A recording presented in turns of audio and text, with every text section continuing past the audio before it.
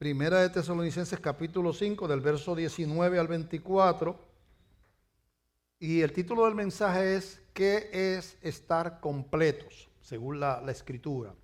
¿Qué es estar completos? Buscamos Primera de Tesalonicenses 5, 19 y entonces nos ponemos de pie. No sé si lo tienen allá para proyectarlo. Ok.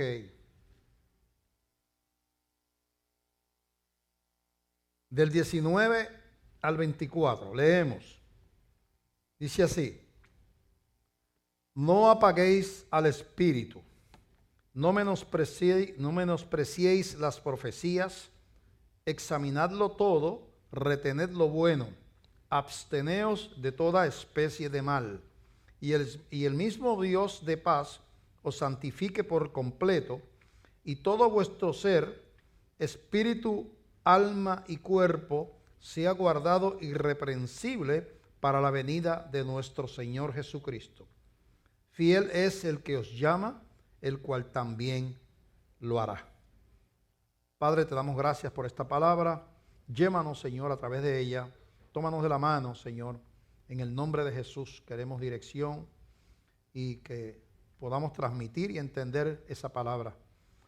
En tus manos nos ponemos, Señor. Amén, amén.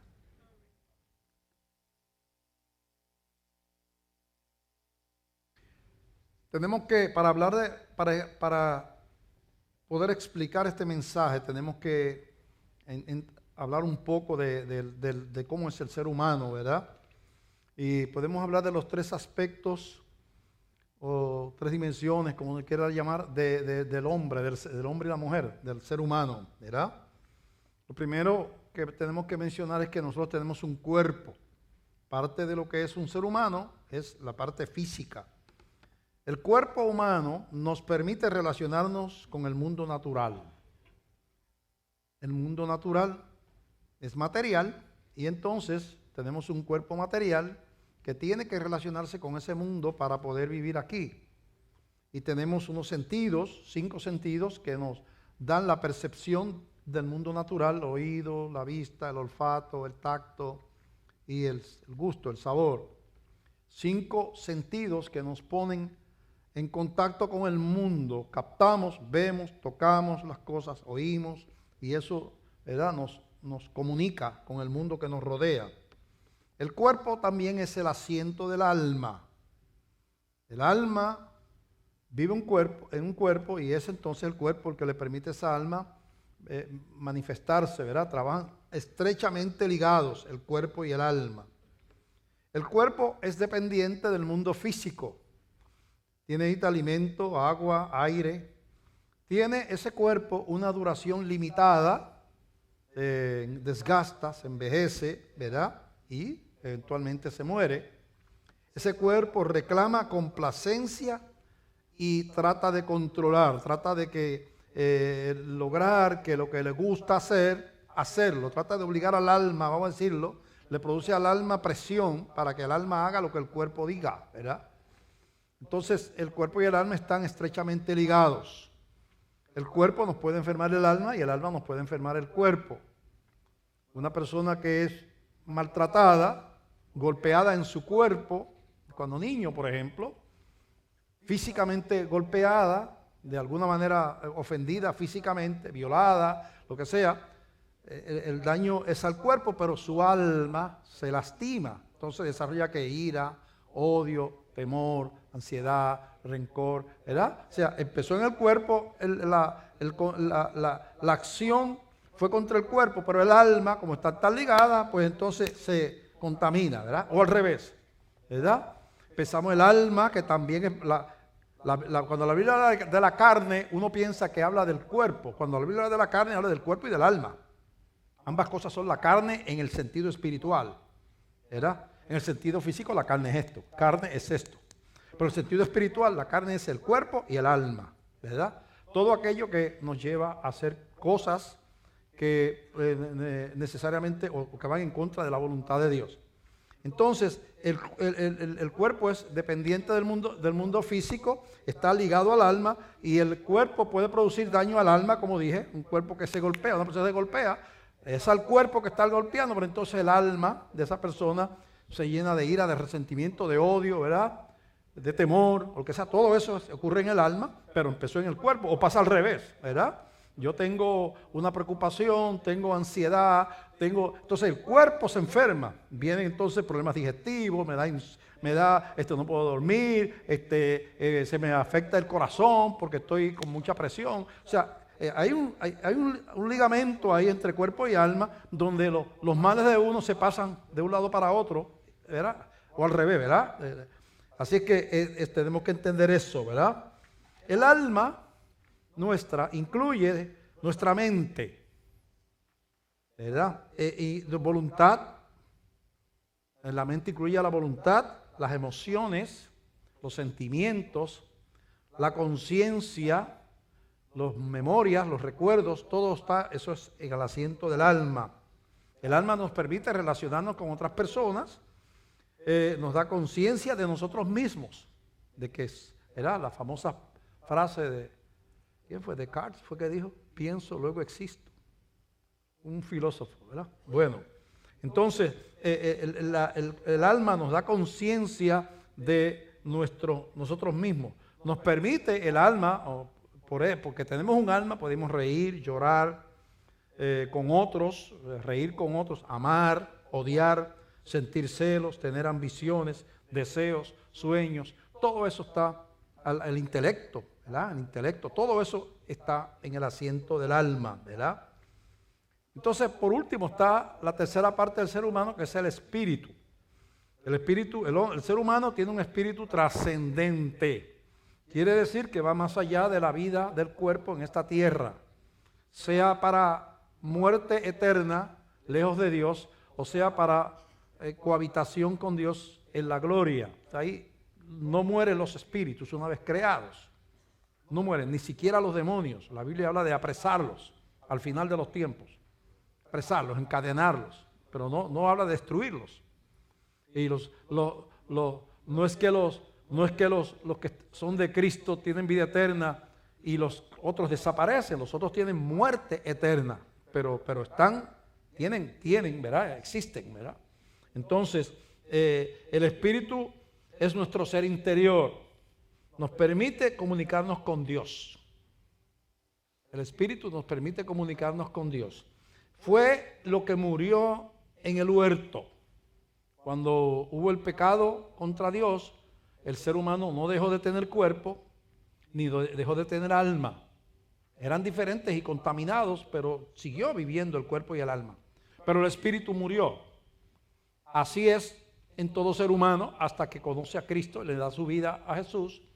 Y ocurre lo que llama la Biblia el nuevo nacimiento espiritual, que es cuando el espíritu recibe la vida y entonces puede comunicarse con Dios, lo que llamamos la redención o la salvación del alma. Es que el espíritu es nuestro ser interior que nos permite comunicarnos con Dios. Fue lo que murió en el huerto y está muerto en todo ser humano hasta que Cristo nos da la vida. Así es que todo ser humano, solamente por existir, tiene un espíritu muerto. O sea, no hay comunicación con Dios. Eso se perdió por causa del pecado y se recobra cuando se recibe al que vino a librarnos del pecado y de las consecuencias de la muerte espiritual. En Efesios 2 lo dice de esta manera, y vamos a leer del verso 1 al 2. Y el Cristo, Efesios 2, 1 al 2, os dio vida a vosotros, está hablando de Jesús, os dio vida cuando estabais muertos en vuestros delitos y pecados, en los cuales anduvisteis en otro tiempo, siguiendo la corriente de este mundo. Está hablando de la iglesia de Éfeso. Todos ustedes estaban perdidos, igual que los demás, ¿verdad? Conforme al príncipe de la potestad del aire, ese es Satanás. Uno no vive sin soberano en la tierra. Eso es una cosa que la gente no entiende. La gente piensa que estar bajo la soberanía de Satanás, tú tienes que ser un brujo o estar endemoniado, o ¿verdad? La realidad es que no hay nada más que dos ciudadanías. O estás en una o estás en otra. Si no estás en la ciudadanía de Cristo, estás, quieras o no quieras, bajo la potestad del príncipe de la potestad del aire, como dice aquí. El espíritu que ahora opera en los hijos de desobediencia. Así que el Espíritu es lo que nos da la capacidad de comunicarnos con Dios, es lo que está muerto en todos nosotros hasta que conocemos a Jesús, y entonces recobramos la vida espiritual perdida, y entonces tenemos acceso al Espíritu Santo que viene a morar al creyente, y entonces se comienza una vida diferente ahora como hijo de Dios, ¿verdad? Bueno, eso es una introducción para hablar de lo que el tema que es estar completos, ¿verdad? Porque cuando usted lee el de Primera de Tesalonicenses, dice, el mismo versículo 23, y el mismo Dios de paz os santifique por completo, y todo vuestro ser, y menciona los tres, espíritu, alma y cuerpo, sea guardado irreprensible para la venida de nuestro Señor Jesucristo. Así que un cristiano, pues, que tiene esas tres dimensiones, espíritu, alma y cuerpo, la Biblia le está diciendo, las tres dimensiones tienen que ser cuidadas, guardadas, tienen que ser, debe evitar la contaminación del alma, del cuerpo y del espíritu, ¿verdad? Se debe evitar la contaminación de las tres partes. No es que yo tengo una vida espiritual con Dios, pero mi cuerpo, pues, es un cuerpo inmundo que yo utilizo para el mal, para el pecado, porque como yo soy cristiano, pues yo no tengo que, porque por gracia ¿verdad? Esa predicación, ese tipo de gracia no es el que predicamos, y no existe ese tipo de gracia. La Biblia dice que tenemos una responsabilidad de crecer y madurar en todos los aspectos de lo que somos. La administración de nuestro cuerpo no puede ser como si no fuésemos cristianos, como si ese cuerpo no tuviera un dueño, un soberano. La administración de nuestra alma, qué pensamos, ¿verdad? ¿Qué vemos? ¿Qué leemos? ¿Qué información recibimos? ¿Verdad? ¿Cómo está mi corazón? ¿Tengo odio? ¿No tengo odio? ¿Tengo esto? ¿Verdad? Veo pornografía, pues eso contamina el alma. Hay muchas cosas que contaminan el alma de uno. Las conversaciones vanas. Tengo amistades que dicen malas palabras, blasfeman, son anticristianos, pero son mis amigos. Y yo, ¿verdad? Pues son graciosos. Pero yo estoy dándole un alimento a mi alma, me estoy contaminando con algo que no debe de ser. Y así por el estilo, el cuerpo, el alma, el espíritu. Me pongo a seguir filosofías extrañas y religiones raras, donde el concepto de Dios se desvirtúa, ¿verdad? Entonces, no se puede servir a dos señores a la misma vez. Entonces, uno tiene que cuidar todo lo que uno es, todo lo que uno es. Eso es lo que está diciendo Primera de Tesalonicenses. Dice que el hombre en su estado natural, el hombre que no tiene a Dios, por estar muerto espiritualmente, no tiene la vida de Dios porque no se ha convertido a Cristo. Él no puede entender la vida espiritual, no la puede entender. A veces uno se molesta cuando oye a un comentarista de televisión, al profesor suyo en la universidad, a un político, hablar disparates espirituales en contra de la palabra. Dice, pero es que lo que está diciendo no es verdad. No entiende. Pero que la iglesia tiene que tener amor y no podemos discriminar. Porque pues todo el mundo tiene derecho a llevar su estilo de vida que quiera, ¿verdad? Uno le está diciendo que esto es pecado, esto no sé. Porque uno está por la palabra, ¿verdad? Si uno está por el Espíritu, pues está por la palabra. Porque no puede, es una contradicción que yo diga, yo soy de Cristo, pero estoy en contra de lo que Él enseñó y de lo que enseñó la Biblia. Es una contradicción. Yo soy juez del Tribunal Supremo, pero yo no creo en la Constitución del país y no la voy a aplicar.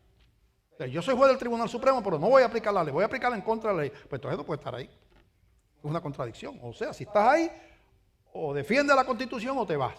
Pero se supone, ¿verdad? Entonces, si usted es cristiano, pues no puede decir, mira, yo soy cristiano, pero yo apruebo esto, esto y esto, como si usted fuera Dios. Que la Biblia dice que eso no se puede hacer, que está malo, que es pecado. Eso es lo que quiere el mundo. Ustedes sean cristianos, pero acepten nuestras reglas de moral. Eso es lo que quiere el mundo. Y a uno le molesta, pero es que yo no puedo, porque somos cristianos, no podemos cambiar. Yo sé que a ustedes les da coraje que nosotros no aprobemos ciertos estilos de vida, ¿verdad? Pero es que no podemos, no tenemos alternativa porque somos de Dios, somos de su palabra. Hemos decidido seguir a Cristo y a su palabra porque no se puede separar una cosa de la otra. Pero ellos no lo entienden. Pero eso no, tú no tienes amor. Tú no tienes amor. Entonces, cuando tú lees eso, a uno se molesta y dice, pero si es que, ¿por qué no entiendes? Si yo no le tengo odio a nadie, pero yo tengo unas convicciones que están fundadas en la palabra y yo no tengo la autoridad para decirle a Dios, mira Dios, tú eres un mentiroso. Yo creo esto otro que dice el artista tal o el de esto tal o el político tal, yo lo creo y no tu palabra, esto. Entonces, ¿qué yo estoy haciendo? Yo vivo en una contradicción. ¿Qué es una contradicción? Yo proclamo ser siervo de Cristo y siervo de Dios, pero me atribuyo la autoridad de retar su verdad cuando me da la gana. Eso es una contradicción. Entonces, el hombre en su estado natural no puede entender las cosas del Espíritu y usted no debe de esperarlo. Por eso yo le digo a la gente, mira, tú le testificas a tu pariente, a tu amigo, se burla de ti, se ríe de ti, esto y lo otro, no quiere responder. No te caigas en depresivo, no te pongas a pelear, no te enojes, no le dejes de hablar a la persona, no te frustres, porque el único que puede cambiar el corazón de una persona es el Espíritu Santo de Dios. Se supone que él no entienda. Se supone que él no entienda las cosas espirituales, porque como no tiene la vida del Espíritu, no puede discernir las cosas espirituales. Eso lo dice claramente en Primera de Corintios, capítulo 2. Primera de Corintios, capítulo 2, verso del 12 en adelante. Primera de Corintios 2:12 dice, y nosotros no hemos recibido el espíritu del mundo. Fíjate que está hablando ahí que hay dos espíritus. El espíritu del mundo es el demonio, ¿verdad? Satanás. No, sino el espíritu que proviene de Dios para que sepamos lo que Dios nos ha concedido. Porque tenemos al Espíritu de Dios, podemos saber la verdad de Dios. Porque lo tenemos, ¿verdad? Antes no lo podíamos saber, pero ahora lo podemos saber. La cual también hablamos, no con palabras enseñadas por sabiduría humana, sino con las que enseña el Espíritu, como dando lo espiritual a lo espiritual. Nosotros, la iglesia, hablamos con la sabiduría de la palabra, no la sabiduría del filósofo, del político, del profesor, del catedrático, del presidente, del jefe, del tribunal, ¿verdad? Sino con la sabiduría que viene de la palabra de Dios, nosotros los cristianos, ¿verdad? Dice, pero el hombre natural, el hombre que no tiene al Espíritu Santo, se le llama el hombre natural, que no ha nacido en lo nuevo, que no tiene al Espíritu porque no se ha convertido a Cristo. Pero el hombre natural no percibe las cosas que son del Espíritu de Dios. No las percibe. Porque para él, para ese hombre natural, esas cosas son locura. ¿Verá que nos dice el loco? Es que no las puede entender. Pues claro que te tiene que ver como un loco. Si para él es muy lógico lo que él piensa. No creas que la gente que piensa contrario a la iglesia es que ellos son discutidores y que son problemáticos. Es que ellos están convencidos de que eso que ellos creen es la verdad.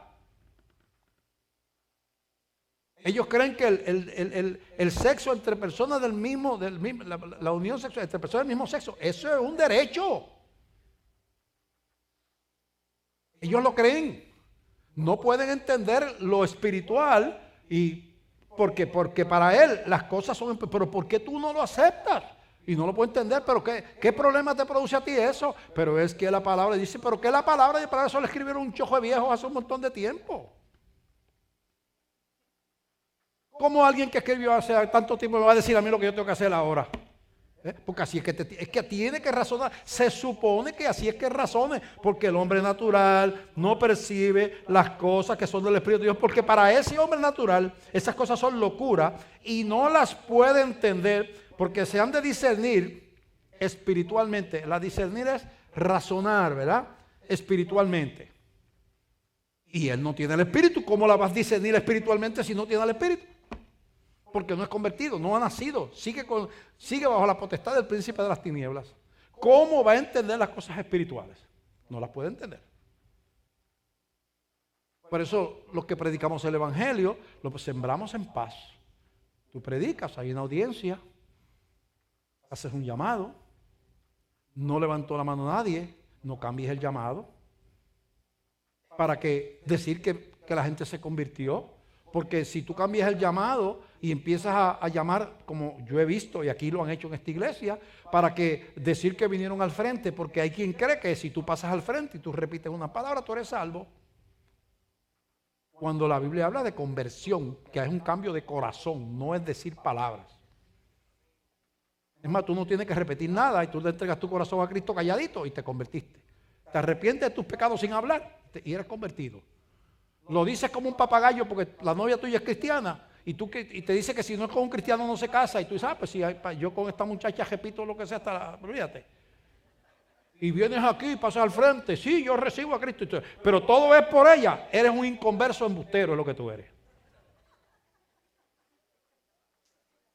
Porque las cosas espirituales tienen que pasar al nivel del corazón, no de la manipulación.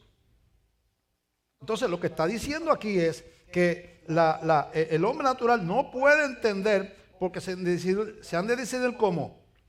En cambio el espiritual juzga todas las cosas, pero él no es juzgado de nadie. En otras palabras, él juzga las cosas por el espíritu y los demás que piensen lo que piensen.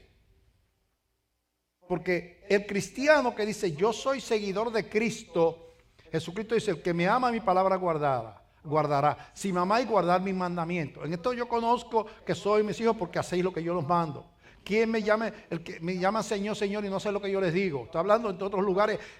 Tú no me puedes separar a mí de la palabra. No me separes porque entonces no estás conmigo. Entonces yo estoy con Cristo pero no estoy con la palabra. Imposible. No se puede. Imposible. Imposible. Aquí hay abogados aquí. Pregúntele, usted puede ir allí cuando va a juramentar. Jura usted, dice, no, yo no voy a jurar ninguna constitución, nada. Porque yo no creo en la constitución. Pues no para abogado.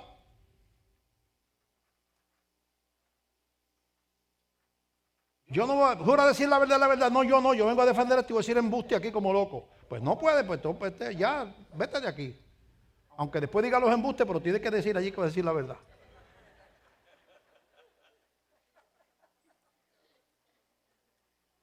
Porque las cosas tienen reglas.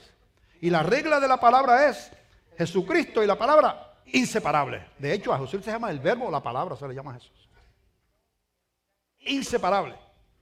Entonces la iglesia, yo quiero, si es inconverso viendo esto, la iglesia no tiene opción. La iglesia que es verdaderamente cristiana, la iglesia que es humanista, dice, bueno, ¿qué es lo que es aceptado ahora? Esto, pues para allá vamos. Porque no tiene un señorío de Cristo sobre su vida. Ellos lo que están buscando son populistas. Quieren estar bien con la última moda, la última filosofía, el último pensamiento. Y allá se van de paquete para allá. Porque no tienen Señor sobre su vida. Y como no tienen Señor sobre su vida, tienen la libertad de ir a donde le dé la gana. Los que hemos escogido tener a Jesucristo como Señor, limitamos nuestro albedrío ¿a qué?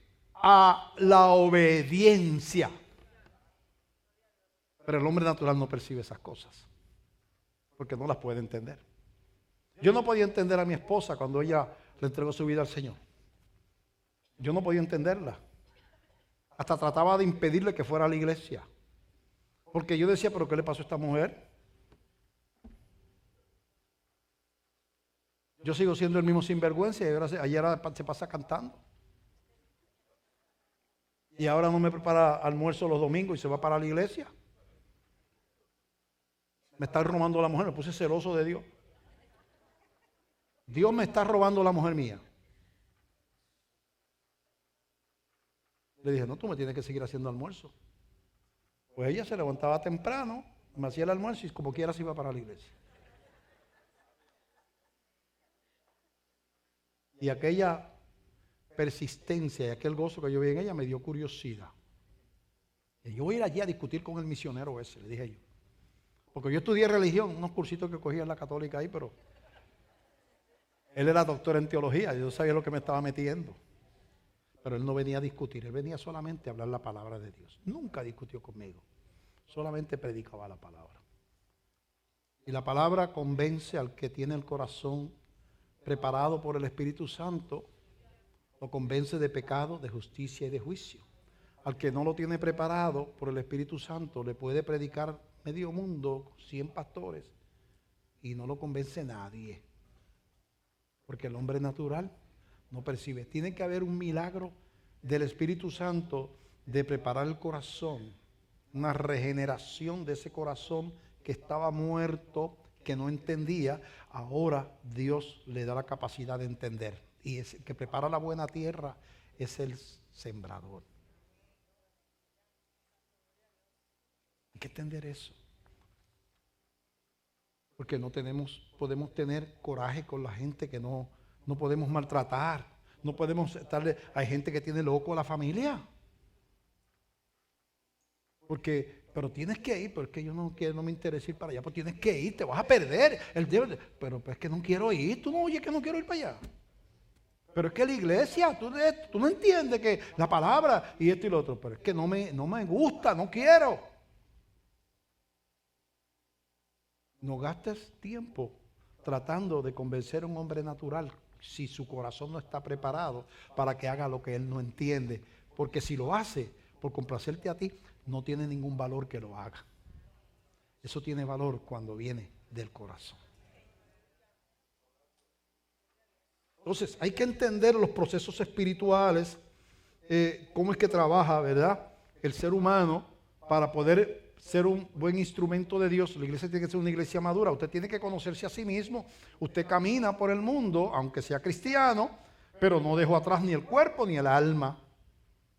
Y eso produce algo que se llama la concupiscencia, que es la inclinación al pecado. Le va a acompañar toda la vida, aunque usted sea cristiano. Va a tener concupiscencia, porque usted todavía no ha sido glorificado. Y ese cuerpo tiene apetitos. Y el cuerpo va a demandar placeres. Y el alma tiene ojos para ver lo que no debe de ver. Tiene de oídos para oír. El cuerpo le da al alma unos oídos para que el alma reciba información que no debe de recibir. Por eso Pablo dice que arrastramos este cuerpo de muerte por todas partes.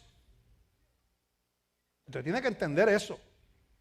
Usted tiene entonces, dice, ¿cómo yo glorifico a Dios si yo no me puedo salir todavía? Después de la muerte lo dejamos atrás. Pero, ¿cómo yo glorifico a Dios sin dejar atrás el cuerpo y el alma? Es lo que está pidiendo en Primera de Tesalonicenses, el verso que leímos anteriormente, que glorifiquemos a Dios con nuestro cuerpo, alma y espíritu. ¿Cómo yo lo puedo hacer?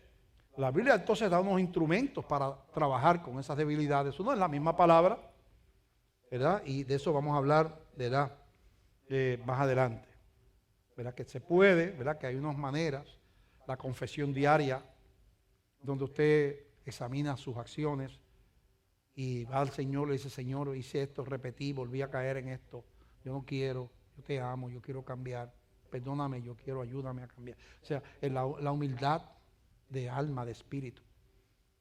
Es la capacidad de quebrantarse, identificar el mal y saber que el mal a Dios no le agrada y de ser, bueno, yo volví a caer en esto, hice esto, pero yo no quiero vivir así.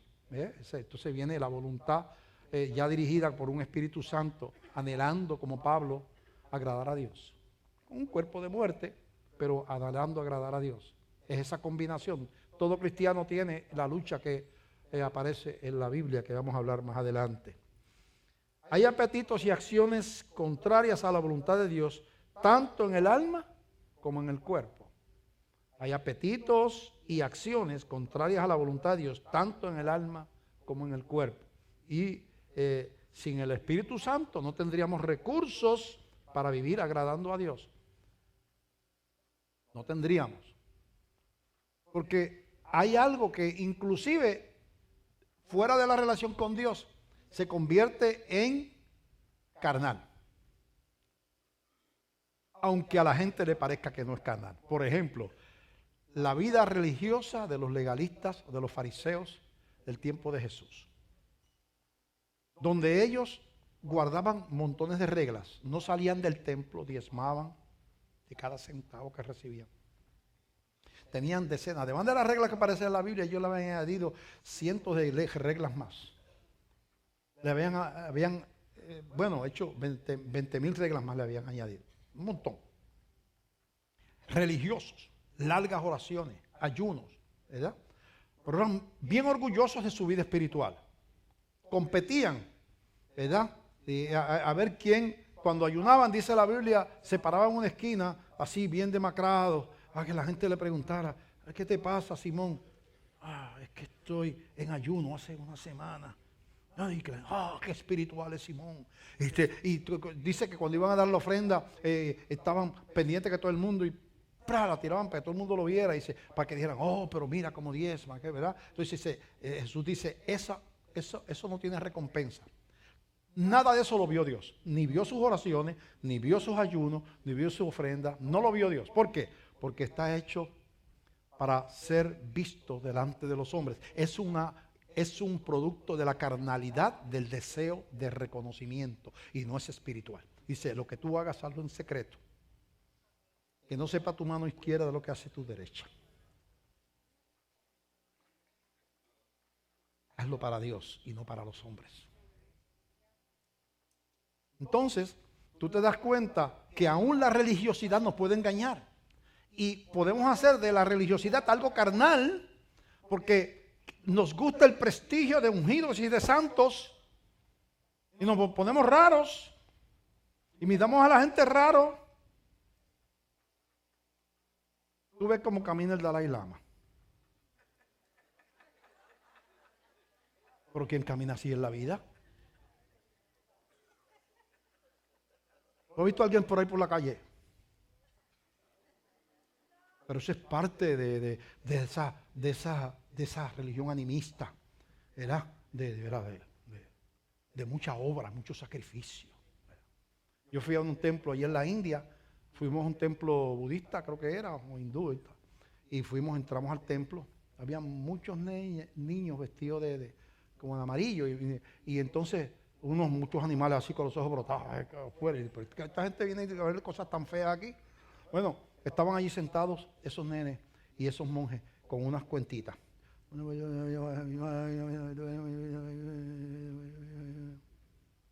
Esos nenes, los padres se los entregan a esos monjes y se escapan muchos de ellos porque eso es un infierno por niños.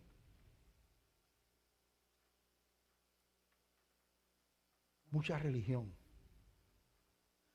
Pero qué poco, es que tú ves que Jesucristo pone a la gente rara.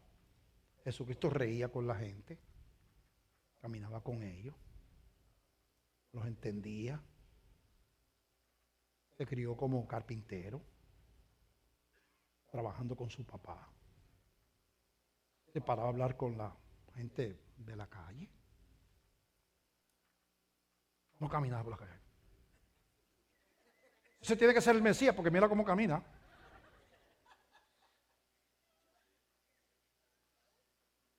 Pero el ser raro espiritual es carnal. Aunque impresione, es carnal porque viene de los anhelos del alma, de proyección. No es un fruto del Espíritu Santo. El fruto del Espíritu Santo te hace desaparecer para que Dios sea magnificado. Porque el fruto del Espíritu Santo no les roba gloria a Dios.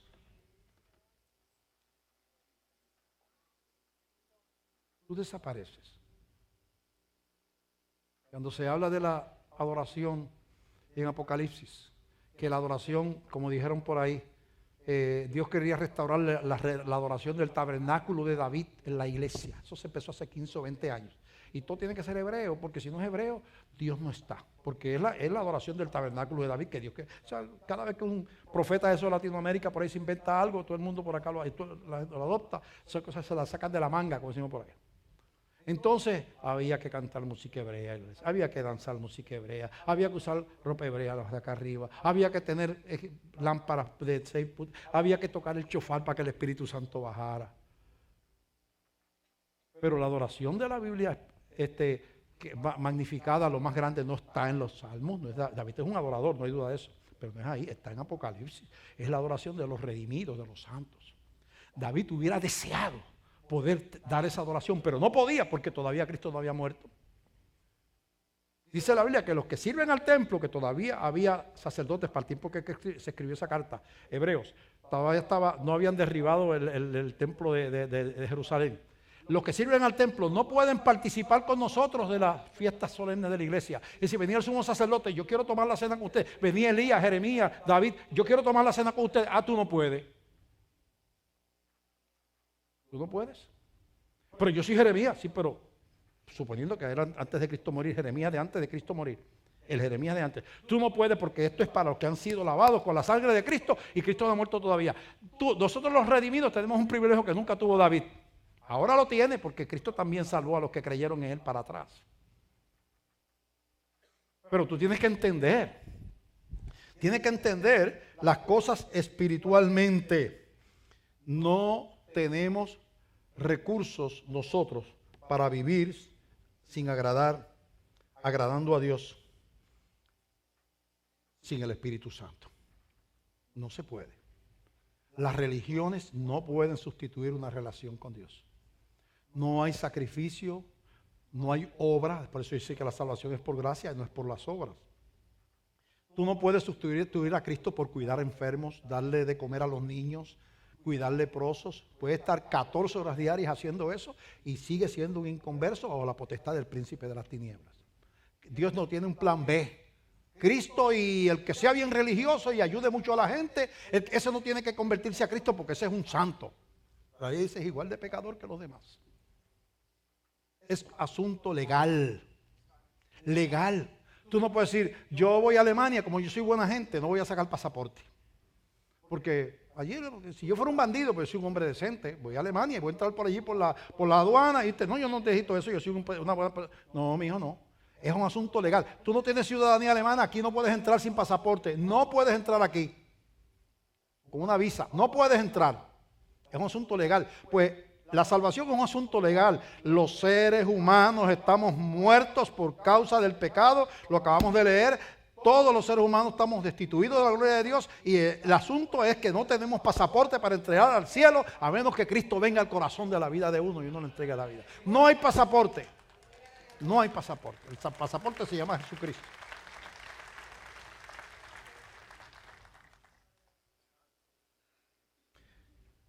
Dijimos que hay apetitos y acciones contrarias a la voluntad de Dios, tanto en el alma como en el cuerpo.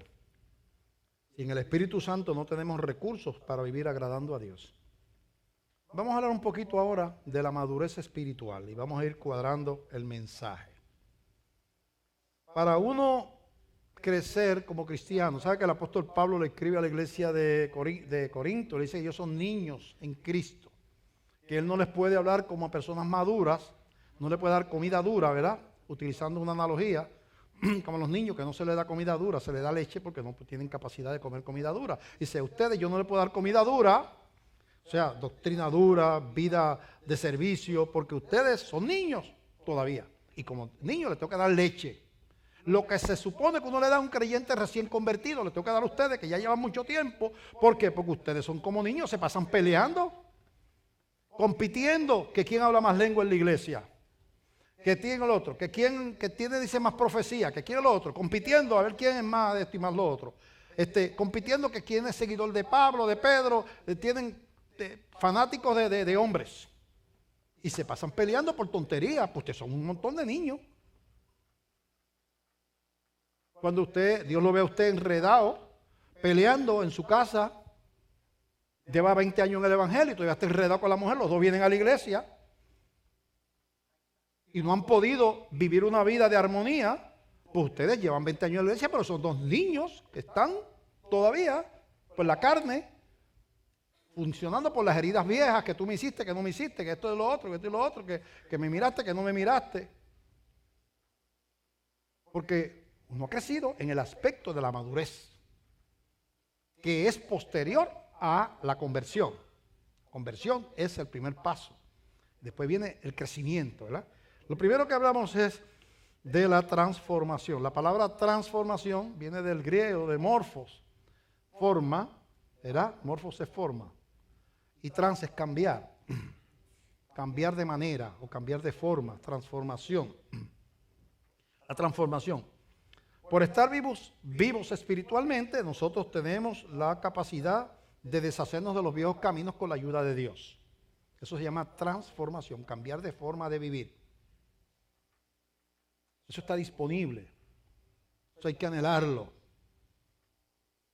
Transformación, cambiar, identificar lo que está mal y sacarlo del camino. Eso es cambiar de forma, cambiar de manera de vivir. Tanto en el alma como en el cuerpo. Hábitos malos. Recuerdos, heridas, resentimientos, odios que acompañan por ahí de cosas que me pasaron en el pasado. Rasgos de carácter que no puedo controlar, los que sean. El colérico que revienta por cualquier cosa, el sanguíneo que habla hasta por los codos y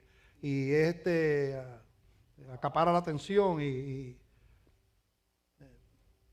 es bien exuberante, bien expresivo. El flemático que tiene dos velocidades, lento y parado. Lo más interesante es un flemático casado con un sanguíneo.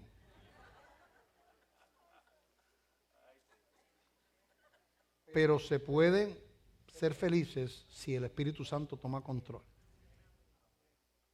Porque es Dios haciendo cosas, gente que no tiene en sí mismo la capacidad de hacerlas. ¿Cómo Dios puede lograr que ese sanguíneo baje el tono y sea más paciente con el flemático? ¿Cómo el flemático puede entender al sanguíneo y se pregunta por qué le molesta? Si yo llevo 4 horas haciendo esto mismo y no lo he terminado todavía, y él lo hubiera hecho en 10 minutos. Son bien diferentes, un flemático y un sanguíneo. Pero a veces Dios los une, Dios verá, a veces la vida los une. Entonces usted no puede decir, yo soy colérico, mi esposa es melancólica, que es otro de los rasgos de las personas, ¿verdad? El melancólico es triste de carácter. Triste de carácter. No es dado a la risa, a la alegría. Yo creo que yo tengo una ensalada de caracteres en mí. Porque yo empiezo a hablar de esto y digo, pues si tú también eres así en esto, eres esto. Yo sé que tengo algo de colérico. Mi familia me lo ha recordado alguna que otra vez. No tengo mucho de flemático. Pero tengo mucho de melancólico. Me gusta, soy muy alegre, me gustan las cosas, ¿verdad? Entonces tengo algo de sanguíneo, algo, porque son mezclas, y algo de melancólico. A mí me encantan los días lluviosos. Que esté bien negro todo el día. ¡Oh! ¡Qué día hermoso ese! La música clásica, la música dulce. ¡Ah, qué tremendo! La soledad. Yo disfruto la soledad. Yo no tengo que estar con la gente. Yo disfruto la soledad. Me encanta escribir poemas. Algo de melancólico. Pero mi esposa no tiene que pagar el precio de mi carácter. Entonces yo necesito la ayuda de Dios para hacerla feliz. Y tengo que aprender a pedir perdón y pedirle al Señor que me cambie en aquello que no abona a la convivencia. Eso se llama madurez. Las personas maduras identifican lo que es problema y caminan hacia un cambio. Las personas niños se quedan como están y dice, el problema es tuyo, cambia tú si quieres, o allá tú trágame porque yo soy así.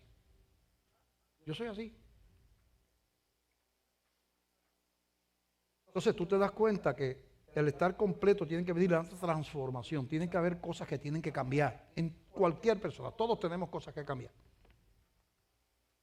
Es importante para madurar. Si usted está vivo, una de las características de los seres vivos es que crecen, cambian. No son iguales de adultos que como eran cuando niños. Se multiplican. La característica de la vida es crecimiento, multiplicación. Así que es importante, transformación. Si usted quiere estar completo, usted tiene que estar dispuesto a cambiar. A cambiar. Lo segundo es madurez. Madurez no es lo mismo que transformación. Porque la madurez es crecimiento en carácter y en conocimiento, en obediencia a Cristo y a su palabra. Ir siendo formado hacia el carácter de Jesús. Es mucho de discipulado o se puede discipular con otras personas, pero puede ser la autodisciplina de estudiar la Biblia o comprar buenos libros que abren sobre el carácter, sobre la verdad, y entonces uno ir tratando de aplicar esas cosas a su vida para ser útil al reino, no ser un receptor sino para ser un dador, que yo pueda bendecir a otros. Es un acto de madurez cuando un niño crece y él es capaz de mantener una familia. Ya no lo mantienen a él porque ahora maduró. Esta es madurez cuando tú dejas de ser un receptor y tú empiezas a ser un dador. Tu bendición toca gente alrededor tuyo, porque ya tú eres una persona que has madurado y dejas de ser un receptor niño a una persona que puede. Uno tiene que crecer entonces. El cristianismo implica crecimiento y madurez. Crecimiento en obediencia. En obediencia. Hay que crecer en obediencia. No puedo estar estancado haciendo las mismas cosas, como si fuera un esclavo, ¿verdad? Ok. Lo otro es quebrantamiento.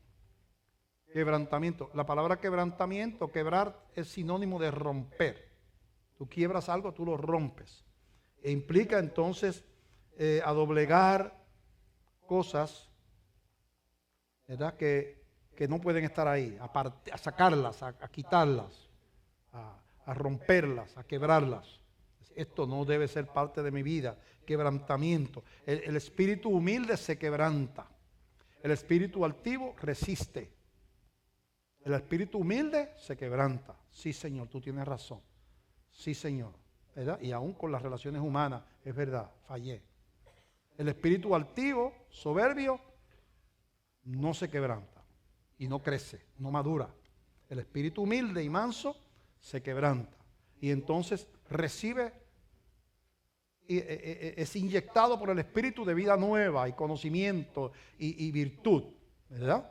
Esa fe de confiar en Dios me va dando virtud y conocimiento. Y voy madurando en los caminos del Señor, porque me soy capaz de quebrantar. Soy capaz de quebrantar. Así que el tema es que es estar completos. Y ahí es donde viene en 1 Tesalonicenses, capítulo, que es un cristiano carnal, que 1 Tesalonicenses, donde empezamos leyendo, otra vez vamos allá, Tesalonicenses capítulo 5, del verso 19 en adelante, que dice así, vamos a leer, dice, no apaguéis el espíritu, no menosprecéis las profecías o las palabras de Dios, es la palabra de Dios, examinadlo todo, retened lo bueno. Fíjate que es un espíritu que busca, que anhela crecer, porque que examina, ¿verdad? Examina y retiene lo bueno. Absteneos de toda especie de mal. Entonces, en ese proceso, para no apagar el espíritu, viene la abstinencia del mal. No es que no me guste. Tú no te abstienes, dice, pero tú sabes que yo no tomo gasolina. Yo tomo de todo, tomo whisky, tomo ron, pero gasolina no tomo. Tú tienes que abstener de gasolina porque la gasolina no se toma y sabe malísimo. Pues tú no te abstienes de lo que no te gusta. Tú te tienes que abstener de lo que te puede gustar y que no le agrada a Dios. Eso es abstenerse.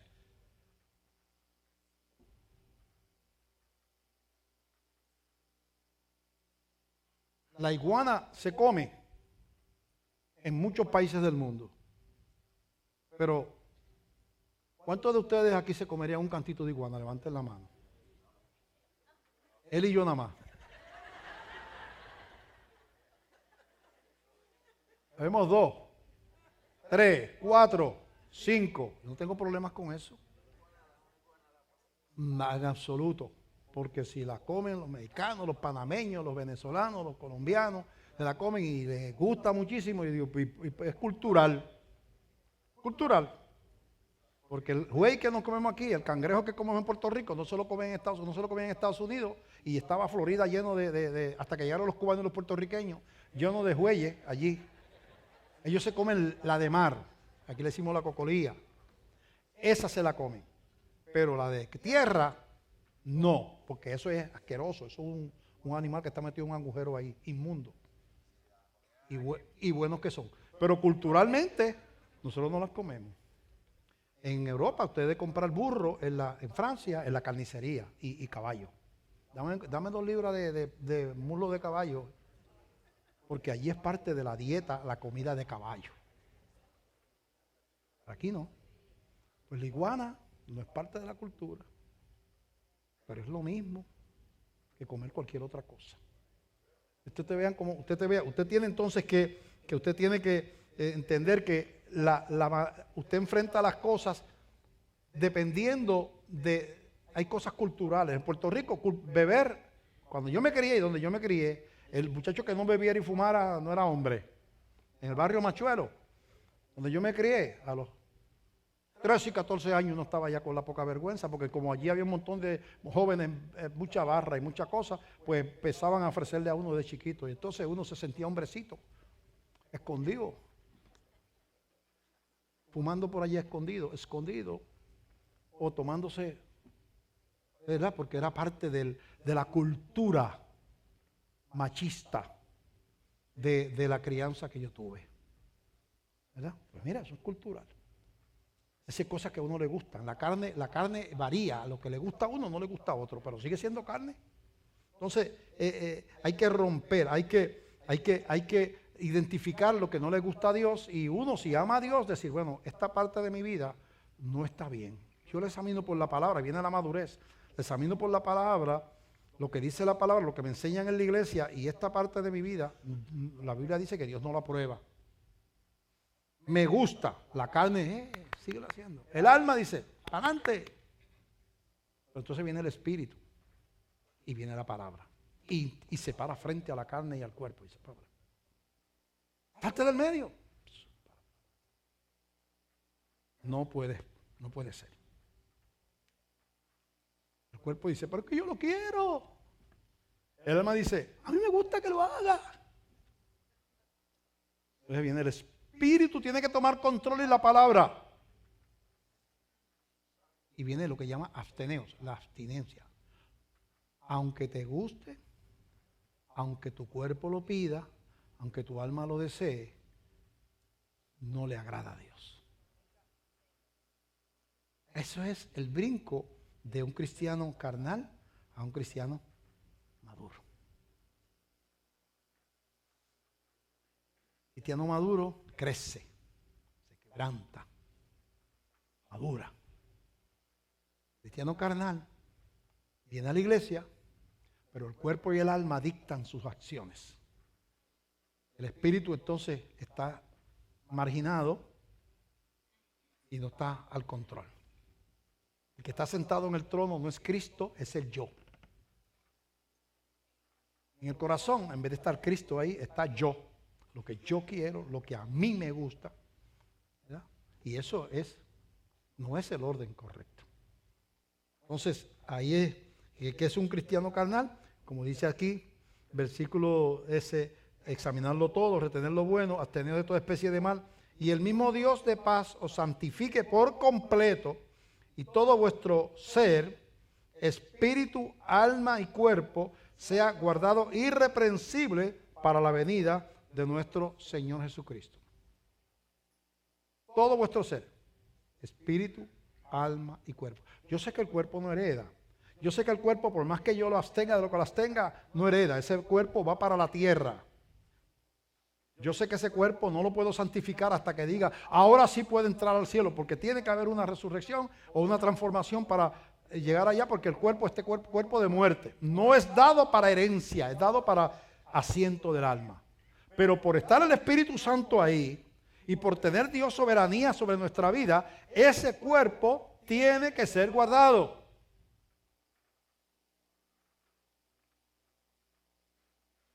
No es independiente. Yo no soy fragmentado. Esto le pertenece a Dios, pero esto no. Esta parte de mi vida sí, pero aquella no. Eso no. Tiene que estar completo, dice la Biblia. Dice aquí completo.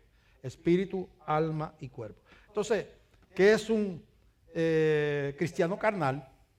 Es un cristiano porque se convirtió, pero es carnal porque lo que controla sus acciones son sus emociones, sus sentimientos, sus pasiones, sus deseos, sus apetitos. Y es carnal. La carne, que es el cuerpo y el alma, es lo que manda. Y es carnal porque la carne manda. Lleva un montón de tiempo en las cosas del Señor, pero es un cristiano carnal. ¿Por qué? Porque la carne manda. Y eso, hay otras consecuencias por eso que yo no tengo tiempo, aquí no tenemos tiempo para explicar en este momento.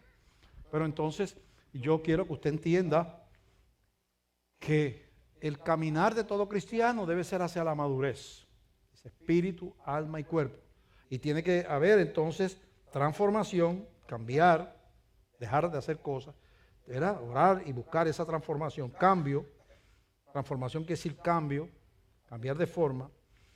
Tiene que haber crecimiento hacia la madurez y tiene que haber quebrantamiento, identificar lo que se tiene que romper en nuestra vida, hábitos, puede ser relaciones, puede ser lo que sea, a las cosas que tienen que romperse. Se llama quebrantamiento. Entonces nos movemos a una dimensión diferente. Claro, es bien importante en eso la vida de oración, el estudio de la palabra, el congregarse, ¿verdad? Importante para poder uno crecer.